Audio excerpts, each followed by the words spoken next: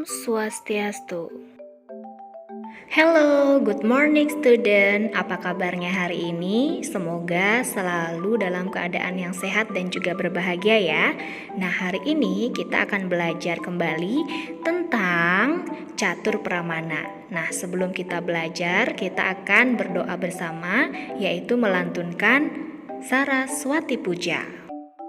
Om Saraswati Namastubhyam Warade Kamarupini Widyarambam Karishyami Sidir Bhavantu Me Sada. Oke, itulah tadi pembahasan kita tentang catur pramana. Nah, sebelum kita akhiri, mari kita berdoa kembali melantunkan Maha Mertium Jaya Mantra.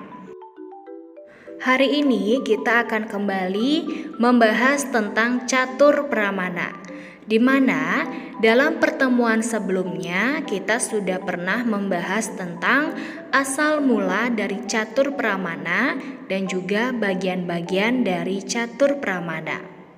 Mari kita coba untuk mengingat asal mula dari catur pramana. Asal mula catur pramana adalah catur pramana ini merupakan bagian dari filsafatnya ya, yang tokoh pendirinya adalah Resi Gautama atau Gotami pada abad keempat sebelum Masehi, atau dikenal juga dengan Aksapada atau Dirgatapas.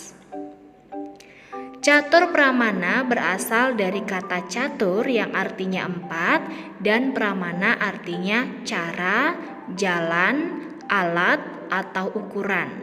Jadi, catur pramana adalah empat jalan atau cara untuk mengetahui hakikat kebenaran.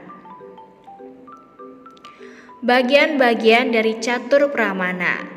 Yang pertama adalah pratyaksa pramana, yaitu memperoleh pengetahuan yang benar dengan pengamatan langsung. Yang kedua adalah anumana pramana, yaitu memperoleh pengetahuan dengan penyimpulan. Yang ketiga adalah upamana pramana, yaitu memperoleh pengetahuan dengan perbandingan.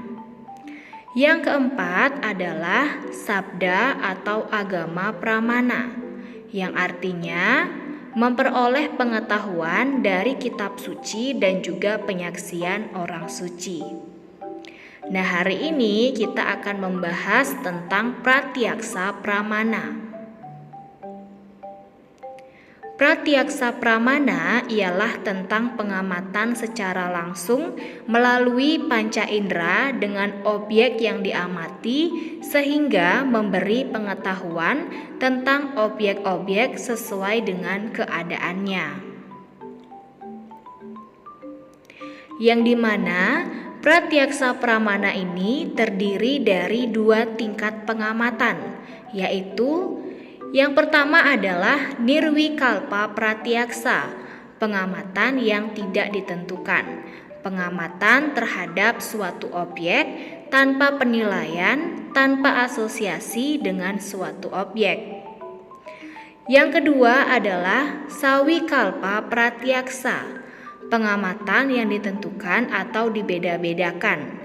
Pengamatan terhadap suatu objek dibarengi dengan pengenalan ciri-ciri, sifat-sifat, ukurannya, jenisnya, dan juga subjeknya.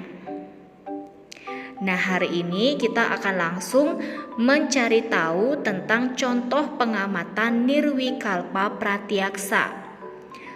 Kali ini Miss menyiapkan dua gambar, yaitu ada gambar tali dan juga ada gambar seekor ular.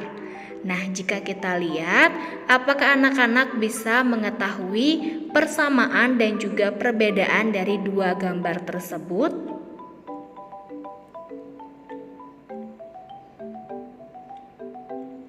Oke, sekarang kita cari tahu ya. Jika kita melihat seutas tali, bisa dilihat sebagai ular. karena salah memberikan sifat pada tali tersebut.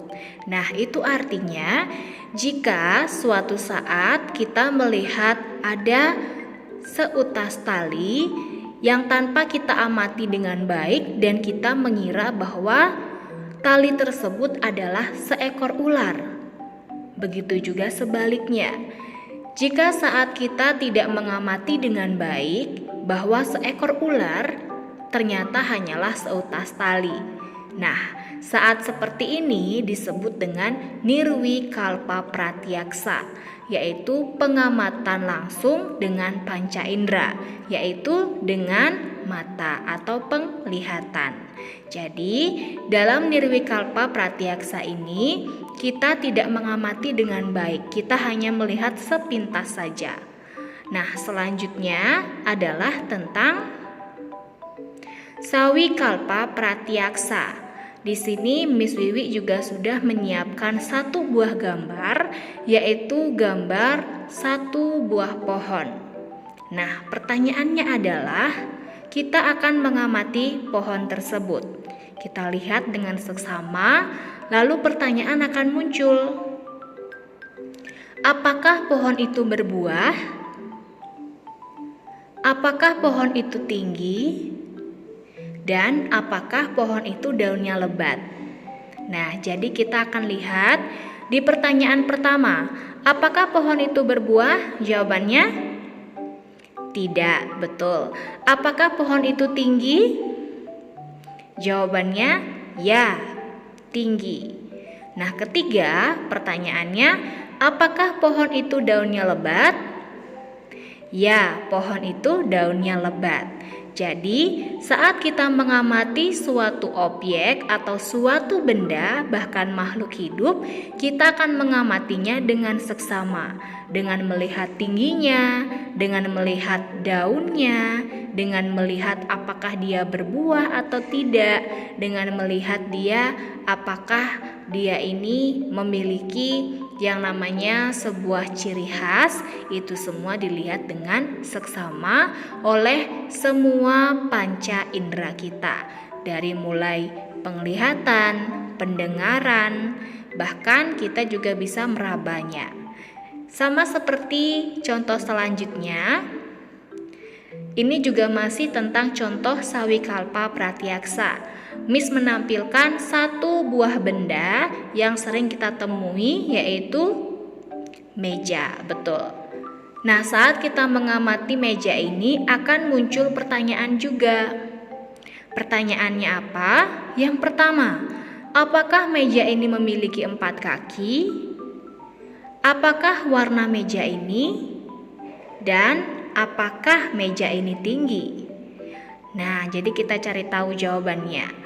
Apakah meja ini memiliki 4 kaki? Ya, betul. Apakah warna meja ini? Warnanya coklat, betul. Apakah meja ini tinggi? Meja ini bisa saja tinggi atau bisa saja rendah.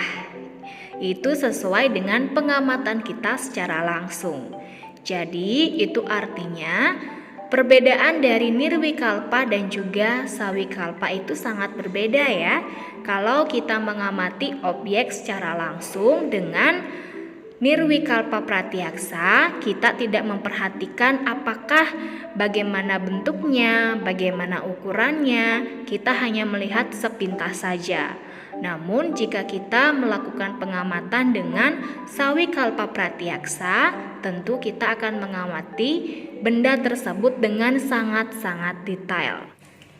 Om Trayambakam Yajamahi Sugandim Pustiwardanam Urwarukam Iwa Bandanat Mrutyor Muksyama Amritat.